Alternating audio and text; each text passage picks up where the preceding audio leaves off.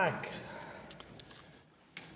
Thank you, Mr. Speaker. Honourable colleagues, I rise today to highlight the Grain Growers of Canada's newly announced Road to 2050 initiative. On Monday, the Grain Growers of Canada released their Road to 2050 initiative, which proposes the development of a path forward that focuses on innovation, research, and beneficial management practices.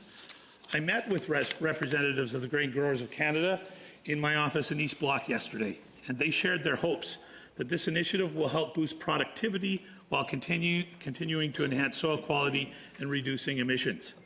Grain Growers of Canada also shared their hope that the government will collaborate with them on this initiative. I am hopeful that we will see government continue to engage with the agricultural industry, just as they have in the recently released discussion paper on reducing emissions arising from the application of fertilizer. As stewards of the land, the Grain Growers of Canada, along with all farmers, producers and processors across this country, are heavily invested in the fight against climate change. Their announcement earlier this week represents a practical and proactive approach to tackling climate change. I am pleased to share that while this initiative is part of the Grain Growers' long-term plan, their work begins now. In addition to identifying opportunities for the sector to continue its contributions to greenhouse gas emission reductions, the Road to 2050 is intended to guide government policies and programming directed at Canada's grain sector.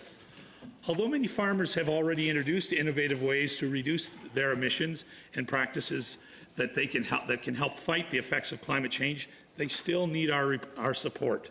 As Grain Growers of Canada's Chair Andre Harp said, and I quote, "The farmer-driven path to net zero must reflect what farmers have done and can sustainably do in the future," end quote. We know that one of the main challenges for the agriculture and agri-food sector will be to mitigate greenhouse gases without jeopardizing food security.